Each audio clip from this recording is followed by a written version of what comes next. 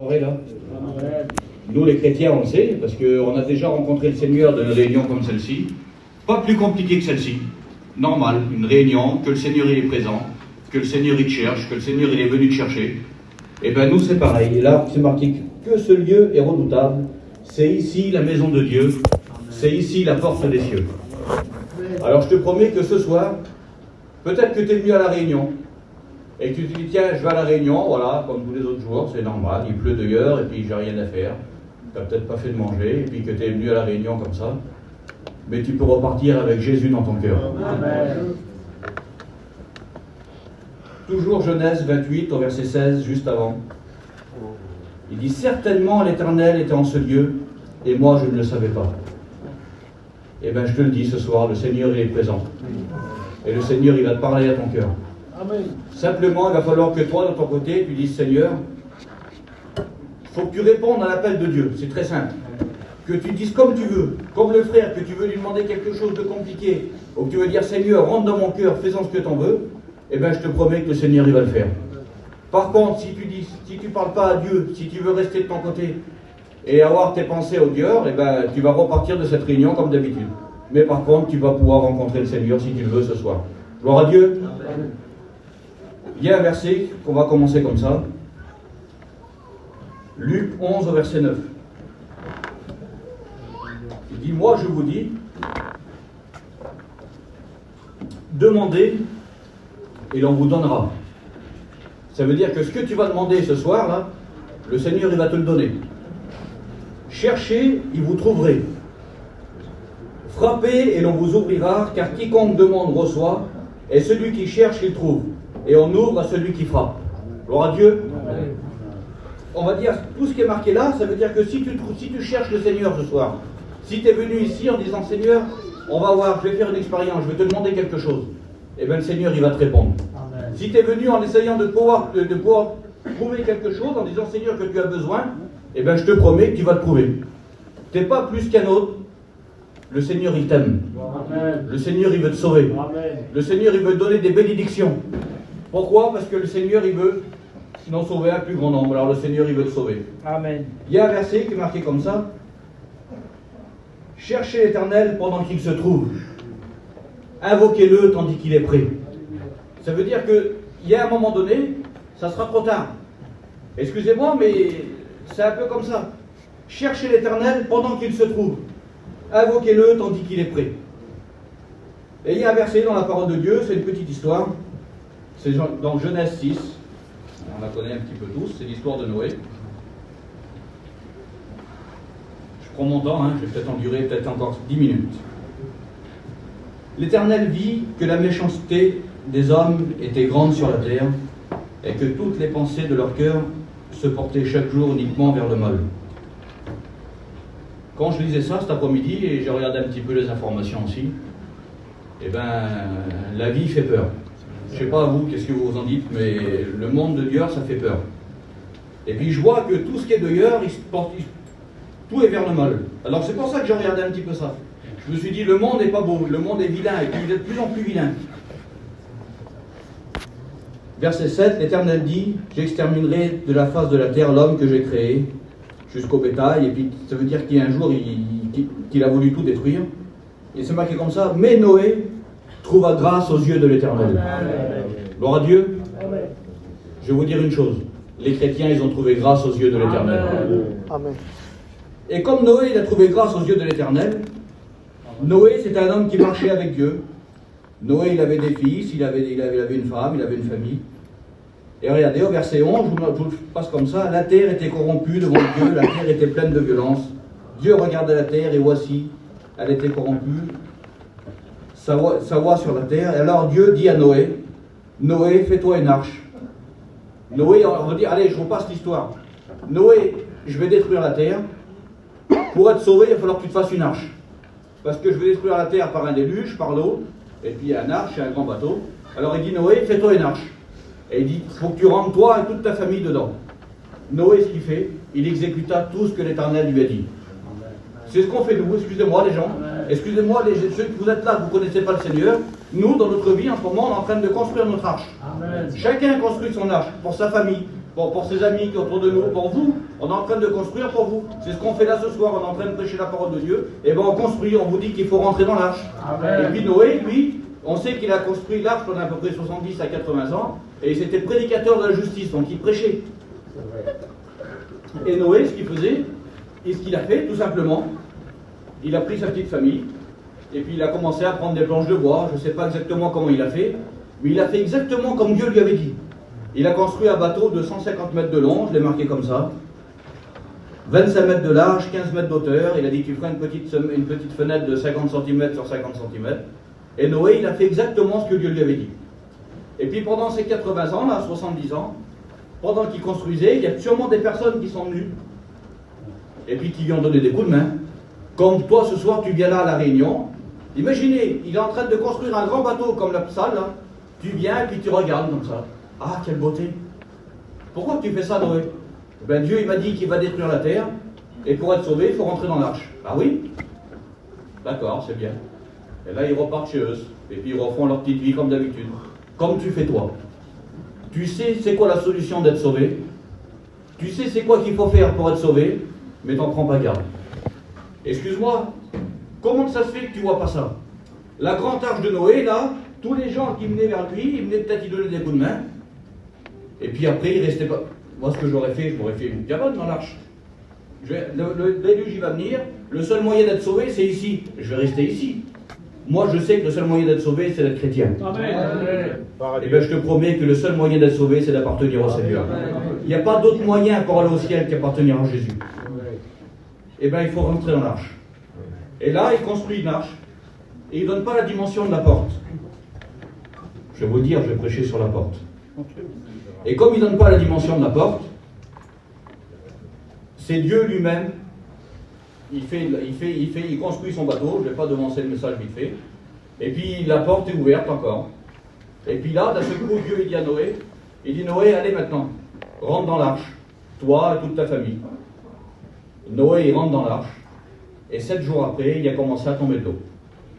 Et là, j'imagine, Noé il rentre dans l'arche. C'est marqué que Dieu ferme la porte lui-même. Alors on va se mettre ensemble dans l'histoire. Il y a le grand bateau qui est là.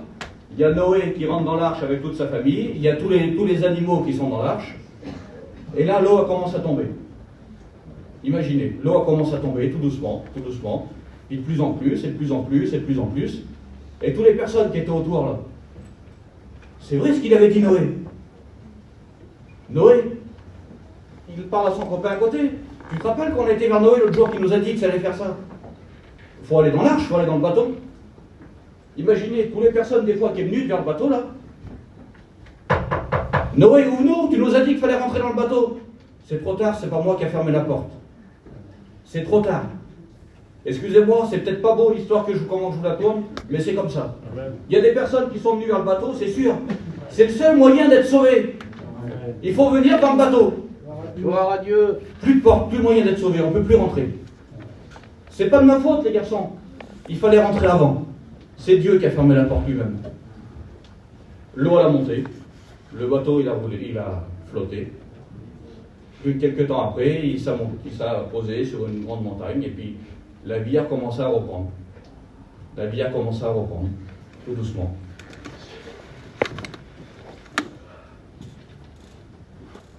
Et après, il y a eu plein de monde sur la terre. Je vous passe les temps et les temps d'années. Et après, pour être sauvé, c'était très compliqué. Après, il y a eu les lois, après, il y a eu plein de choses comme ça.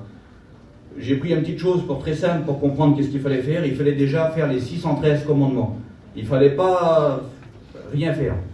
Donc moi, je n'ai pas marqué impossible, j'ai marqué très très dur pour être sauvé. Il n'y avait pratiquement pas de solution pour être sauvé. Mais Dieu dans son amour. Amen. Parce que vous savez que Dieu est amour. Amen. Excusez-moi, ça ne va pas durer encore longtemps. Mais je vais te faire comprendre qu'à un moment donné de ta vie, tu n'avais plus de solution d'être sauvé. Mais maintenant, tu as encore une solution d'être sauvé. Amen. Dieu, dans son amour, il cherchait un moyen pour sauver l'homme. Vous savez où je veux en venir? Je vous ai dit la fin. Mais Dieu a cherché un moyen pour te sauver à toi. Amen. Dieu a cherché un moyen pour me sauver à moi. Et puis, gloire à Dieu, j'ai fait ce qu'il fallait. Gloire à Dieu, il y a plein de personnes qui ont fait ce qu'il fallait. Toute ta famille, pratiquement, a fait ce qu'il fallait. Il ne manque plus que toi. Mais le Seigneur, il t'aime. Alors, le Seigneur, il te donne encore un choix ce soir. Amen. Et puis là, regardez, j'ai marqué comme ça. Dieu, dans son amour, il cherche un moyen. Dieu, il est dans le ciel. Et puis il dit, qui enverrai-je? Il dit, qui marchera pour nous? C'est marqué dans Ésaïe 6 au verset 8. Et là, une voix se fit entendre dans le ciel et dit, Père, envoie-moi. Lui qui était dans le ciel, lui qui était avec Dieu, lui qui avait la plus grande place, qui était très bien, il est venu sur cette terre de misère. Il est venu souffrir pour toi. Il est venu en tant qu'homme. C'était un homme normal. Il a souffert, il a eu faim, il a eu soif, il a eu froid, comme tous. C'était un homme. Il est venu souffrir pour toi. Il est venu donner sa vie pour toi. Amen. Là, tu vas te dire, oui, mais qu'est-ce que ça a à voir avec ça? Tu vas le comprendre. Avant, plus moyen d'être sauvé. Tu as encore un moyen d'être sauvé. Excusez-moi, on ne fait pas ces réunions pour dire c'est bien, c'est beau d'être chrétien, c'est trop beau, voilà. Non. Nous, on veut vous sauver. C'est pas simple d'être chrétien. Il y a des difficultés. Il y a la vie de tous les jours. On vit dans la même vie que vous. Il faut aller travailler le matin. Faut s'occuper des petits. Des fois, les petits sont malades. Il faut les emmener au docteur. Et puis, voilà, il y a la vie de tous les jours. Il y a tout ça qu'il faut faire. On a la même vie que vous. On est des hommes de la même nature que vous. C'est marqué dans la parole de Dieu. Mais avec Dieu, eh bien, Dieu, il est venu sur la terre. Regardez. Jésus, il est venu sur la terre. Regardez le verset que j'ai trouvé. Je me suis régalé. Jean 6, au verset 38, c'est marqué « Je suis descendu du ciel ». Ça veut dire qu'il était dans le ciel et puis il est venu sur la terre pour nous. Jean 14, au verset 6, verset qu'on connaît par cœur. « Je suis le chemin, la vérité et la vie ». Donc c'est lui, c'est Jésus, c'est le chemin, c'est la vérité et c'est la vie. Amen. Il a dit « Venez à moi, vous tous qui êtes fatigués et chargés. Si tu as besoin de quelque chose, viens vers Jésus. Tu es fatigué de la vie, viens vers Jésus. Tu es chargé du monde, de tout ce qui te fait peur, hein. Eh bien, viens vers Jésus. Je te promets que le Seigneur, il va te bénir. Un verset que j'adore. Si quelqu'un a soif, qu'il vienne à moi et qu'il boive. C'est dur d'avoir soif. C'est dur d'avoir envie de quelque chose et de ne pas l'avoir. Tu n'as pas envie d'être sauvé? Tu n'as pas envie de voir la vie de Dieu, d'aller au paradis? Tu demandes à n'importe qui. Il y a que deux endroits à aller après la mort. Tu vas aller où? Tu vas aller dans le vilain endroit ou tu vas aller avec Dieu dans le ciel au paradis?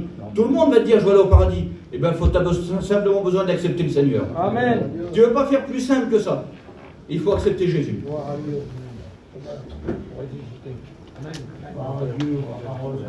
Vous savez ce qui est très bon? C'est que Dieu, dans son amour, il est venu parce qu'il t'aime. Il est venu sur la terre, Jean 3,16. Car Dieu a tant aimé le monde. Dieu, il aime tout le monde. Il ne dit pas, oui, mais moi, il ne m'aime pas, moi, j'ai demandé des choses, et puis il ne m'aime pas. Si, le Seigneur, il t'aime. Le Seigneur, il veut te sauver. Car Dieu a tant aimé le monde qu'il a donné son Fils unique, afin que quiconque croise en lui ne périsse point, mais qu'il ait la vie éternelle. Gloire à Dieu. Le Seigneur, il ne veut pas que tu vas dans le vilain endroit, il veut que tu vas avec lui, avec la vie éternelle. Amen. Il veut que tu vas au ciel. Et bien, pour faire comme ça, il faut accepter. Il faut dire, Seigneur, tu m'aimes, et ben, je veux t'aimer en retour. Et en te montrant que tu l'aimes, ben, tu vas accepter Jésus. Et tu vas dire, Seigneur, je veux marcher avec toi. Il y a un passage dans la parole de Dieu. C'est dans Acte 3. Vous allez comprendre, et là, j'arrive. Acte 3, c'est un boiteux de naissance. C'est Pierre et Jean qui montent au temple à l'heure de la prière. On connaît par cœur ce verset-là.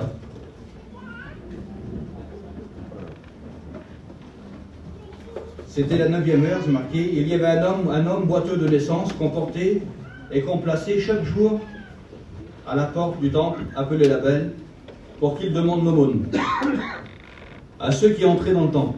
Cet homme, voyant Pierre et Jean qui allaient entrer dans le temple, demanda l'aumône.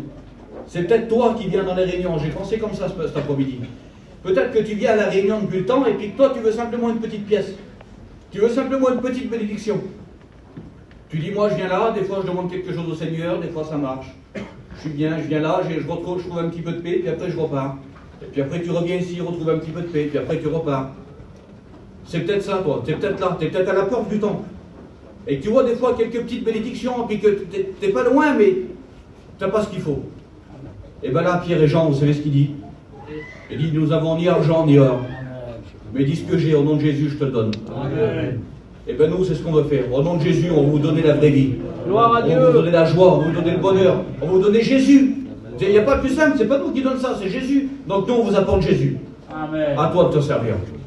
Et quand il prend par la main comme ça, tout de suite ses chevilles deviennent fermes. Il ne botte plus. Tout de suite, il est guéri. Et vous savez ce qu'il fait tout de suite après ce passage-là? Il rentre avec eux dans le temple. Il passe par la porte. Et quand il rentre dans le temple, c'est marqué, il chantait, il sautait, et puis il louait Dieu. Et bien toi, c'est ce qu'il faut que tu fasses ce soir. Il faut que tu arrêtes de rester devant le temple, il faut que tu rentres dedans. Et je te promets que si tu rentres par la porte, et bien après tu seras un chrétien. Il faut simplement faire ça, il faut rentrer par la porte. Et vous savez, c'est qui la porte? C'est Jésus. Amen. Jean 10 au verset 9, il dit, je suis la porte. Gloire à Dieu. Je suis la porte. Il n'y a pas d'autre solution. Avant l'arche de Noé, il n'y a plus de solution. Peut-être que tu t'as vu avant. Peut-être que c'est toi qui toquais, que tu t'as vu toquer là. Julo, ouvre-nous. Tu nous as dit depuis le temps que c'était ici. Plus de choix. Et bien là, Jésus, il est venu. Et puis il dit, je suis la porte. Tu t'es vu perdu avant? Et bien là, tu vas te voir sauver. Je suis la porte. Si quelqu'un entre par moi, il sera sauvé. Il entrera, il sortira, il trouvera des pâturages. Ça, c'est Jean 10 au verset 9. Je suis la porte. Si quelqu'un entre par moi, il entrera, il sortira. Et il trouvera des pâturages. Et c'est quoi qui veut des pâturages? C'est une brebis. Et une brebis, c'est un chrétien. Tu veux devenir un chrétien? Passe par la porte. Tu veux devenir une brebis? Passe par la porte. Tu veux avoir un berger? Parce qu'une brebis sans berger, ben, elle fait ce qu'elle veut. Mais une brebis avec un berger, ben, c'est un chrétien. Une brebis avec un berger, c'est un chrétien. C'est quelqu'un qui suit quelqu'un, qui suit un berger. Et ben, pour les chrétiens, l'Éternel, c'est leur berger. Et un chrétien ne manque de rien. Un chrétien, il fait reposer dans des verts pâturages. Il nous dirige près des eaux paisibles. Il restaure mon âme. Il me conduit dans les sentiers de la justice à cause de son nom. Quand je marche dans la vallée de l'ombre de la mort, je ne crains aucun mal. Amen. Car tu es avec moi. Amen. Ta houlette et ton bâton me rassurent. Tu dresses une table en face de mes adversaires. Tu oins d'huile ma tête et ma coupe déborde. Ça, c'est pour les chrétiens. Amen. Ça, c'est pour lui qui va un berger. Oui, le bonheur et la grâce m'accompagneront tous les jours de ma vie, et j'habiterai dans la maison de l'Éternel jusqu'à la fin de mes jours. Amen. Excusez-moi, tu veux devenir une brebis? Rentre par la porte. Tu veux devenir un chrétien? Passe par la porte.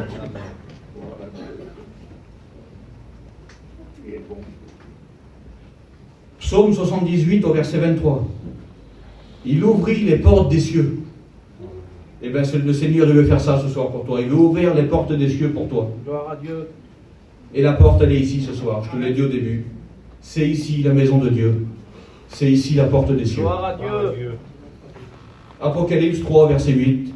J'ai expliqué ça à Jette tout à l'heure. Des fois, tu vois plein de choses devant toi là. C'est la fin du message, j'arrête. Et là, le Seigneur est en train de te parler, mais de ton côté, toi, tu vois plein de choses. Tu vois plein de choses qui te font peur. J'ai mis devant toi une porte ouverte que personne ne peut fermer. Alléluia. Ça veut dire que c'est pas ta compagnie qui peut te fermer la porte. C'est pas ta famille qui peut te fermer la porte. C'est pas ton petit lien qui peut te fermer la porte. Qu'est-ce qui est le plus important que la porte du ciel? Tu veux fermer la porte du ciel pour toi, pour une petite chose? Il y a un verset qui dit, à qui voulez-vous comparer Dieu? À quoi que tu compares Dieu dans ta vie? À un petit moment, à une petite soirée, à je sais pas quoi? Eh bien, tu ne peux pas comparer Dieu à ça. Dieu, il est plus grand que tout. Gloire à Dieu. Il faut que tu comprennes ce soir qu'il faut l'accepter. Amen. Il faut rentrer par cette porte. Par contre, là, j'avais dit à ma deuxième prédication, Apocalypse 3:20. Voici, je me tiens à la porte et je frappe. Si quelqu'un entend ma voix, ça veut dire que s'il t'écoute, le Seigneur, là, qui te frappe à ton cœur, et qui te dit, ouvre-moi, je suis là. Ouvre-moi, je vais te donner le bonheur. Ouvre-moi, je vais te donner la paix. Ouvre-moi, je vais te donner la consolation. Ouvre-moi, je vais te guérir. C'est moi, c'est Jésus qui te parle. Si quelqu'un entend ma voix et ouvre la porte, ben là, il faut que c'est toi qui ouvre la porte. Et dit, j'entrerai chez lui. Et dit, je souperai avec lui. Et lui avec moi. Ça veut dire qu'il faut que c'est toi qui ouvre la porte. Il n'y a pas d'autre solution. Au début, c'était Dieu qui a fermé la porte lui-même. Mais maintenant, Dieu, dans son amour, il a cherché un moyen pour te sauver. Et maintenant, il te dit, c'est à toi d'ouvrir la porte. C'est à toi d'avoir le choix d'être sauvé. Tu veux être sauvé ce soir? C'est très simple, pour que tu dises Seigneur, fais ça. Seigneur, je veux ouvrir la porte du ciel. Amen. Seigneur, je veux faire ça. Oh, allez, je vais le faire. Je vais faire une appel dans 5 minutes. Là. Tu vas dire Seigneur, je t'accepte. En disant Seigneur, je t'accepte, et bien tu rentres dans le ciel. Tu deviens une brebis. Le psaume 23, c'est pour toi. L'Éternel, ça sera ton berger. Il te guidera chaque jour. Il te donnera tout. Comme à nous, comme aux chrétiens, le Seigneur il donne. Le Seigneur il donne. Le Seigneur il donne. Pourquoi vous croyez qu'on est heureux? Parce qu'on fait des réunions, puis on fait le culte et c'est tout, non? On est heureux parce qu'on a le Seigneur dans notre cœur. On est heureux parce qu'on sait qu'un jour, il peut se passer n'importe quoi, ben on va au ciel avec lui. On sait que quand le Seigneur va revenir nous chercher, ben on va aller au ciel avec lui. Et bien c'est pour ça qu'un chrétien est heureux. Gloire à Dieu. On prie le Seigneur et je fais un appel. Ton nom soit béni. Ton nom soit béni, Jésus. Seigneur, merci de cette soirée. Seigneur, merci pour toutes ces personnes qui sont ici, étends tes mains maintenant. Étends tes mains, Seigneur.